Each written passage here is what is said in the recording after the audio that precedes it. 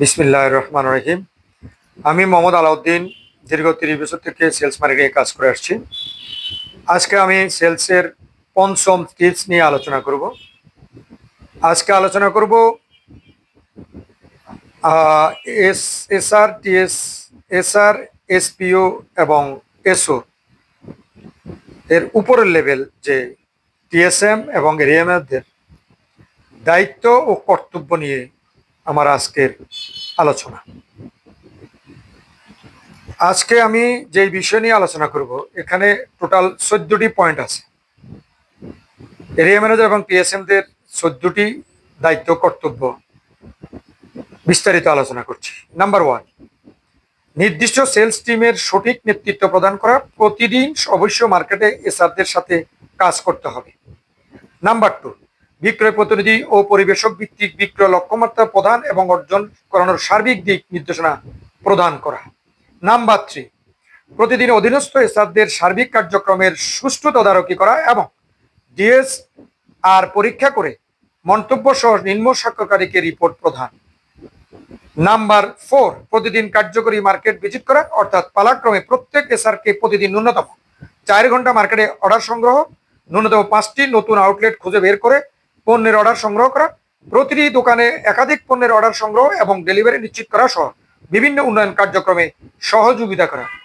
Number 5, দৈনিক ন্যূনতম একজন পরিবেশকের সার্বিক কার্যক্রম পরিদর্শন করা এবং প্রতি মাসে ন্যূনতম 2 জন পরিবেশকের সেলসম্যান ডেলিভারি ম্যানদের সার্বিক বিক্রয় কার্যক্রমের উপর প্রশিক্ষণ দেওয়া। নাম্বার 6, এসআরদের সঠিক সময়ে কার্যে উপস্থিতি পরীক্ষা করার জন্য সপ্তাহে কমপক্ষে 3 দিন সকাল 9 ঘটিকার পূর্বে পরিবেশকের কার্যালয়ে উপস্থিত হয়ে কার্যক্রম তদারকি করা। নাম্বার 7, বাজারে সৃষ্ট সমস্যাগুলো যেটা আপনার দ্বারা সমাধান করা সম্ভব তা দ্রুত সমাধান করতে হবে এবং যেগুলোকে কর্তৃপক্ষের অনুমোদন প্রয়োজন তা দ্রুত অনুমোদন সাপেক্ষে সমাধান করতে হবে। নাম্বার 8, এসআরগণ যে সকল স্থানে অকৃতকার্য হবেন সেখানে আপনার সার্বিক দক্ষতা, অভিজ্ঞতা এবং মেধাকে কাজে লেগে কৃতকার্য হওয়ার জন্য সঠিক দিক নির্দেশনা দেবেন। এরপরও প্রয়োজন হলে উদ্যান কর্তৃপক্ষের সহযোগিতা চাবেন। নাম্বার 9, বিক্রয় এবং বিক্রয় বৃদ্ধির স্বার্থে একটা ছোট দোকান থেকে শুরু করে উদ্যোতন কর্তৃপক্ষ পর্যন্ত সবার সাথে সার্বক্ষণিক লিয়াজু রক্ষা করা। নাম্বার 10, নিয়ন্ত্রণাধীন এসআরদের ক্ষেত্রে সার্বিক কার্যক্রম বিবেচনা সাপেক্ষে পুরস্কার, আর্থিক জরিমানা, লঘু শাস্তি, বদলি ও অব্যাহতি এবং পরিবেশকদের ক্ষেত্রে সার্বিক কার্যক্রম বিবেচনা সাপেক্ষে নিয়োগ ও অব্যাহতির জন্য সুপারিশ করা যাবে।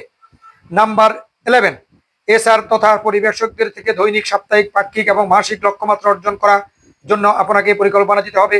সেই সাথে একটা দিকে বিশেষ লক্ষ্য রাখতে হবে, পরিবেশকদের স্টকের পণ্য সরবরাহ দিয়েই যেন আমাদের কার্যক্রম শেষ না হয়।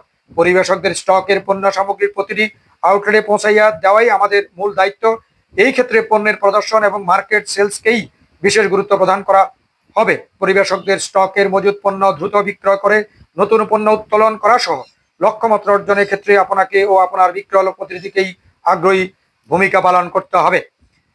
12, সংশ্লিষ্ট এসআরদের নিয়ে প্রতিদিন সন্ধ্যা 6টা থেকে 7টা 30 মিনিট পর্যন্ত সময়ের মধ্যে পূর্ববর্তী দিনের লক্ষ্যমাত্রা অর্জন সহ সার্বিক কার্যক্রমের উপর এবং পরবর্তী দিনে লক্ষ্যমাত্রা অর্জনের উপর বিশেষ আলোচনা করতে হবে।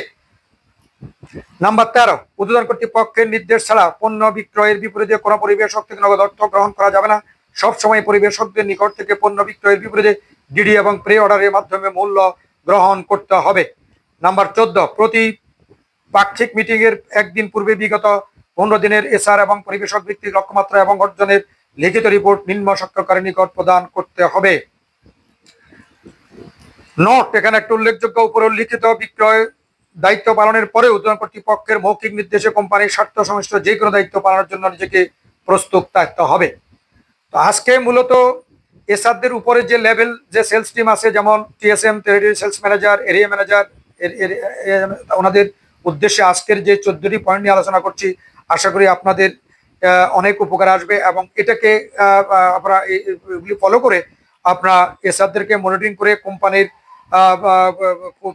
পর্যায়ক্রমে কোম্পানির সুনাম, মার্কেটে কোম্পানির সুনাম ও বিক্রয় বৃদ্ধিতে আপনারা পর্যায়ক্রমে বিক্রয় বৃদ্ধিতে কোম্পানির সাহায্য সহযোগিতা করতে পারবেন। এই আশাবাদ ব্যক্ত করে আমি আমার আজকে পঞ্চম টিপসের বক্তব্য এখানে শেষ করছি। খোদা হাফেজ। আসসালামু আলাইকুম।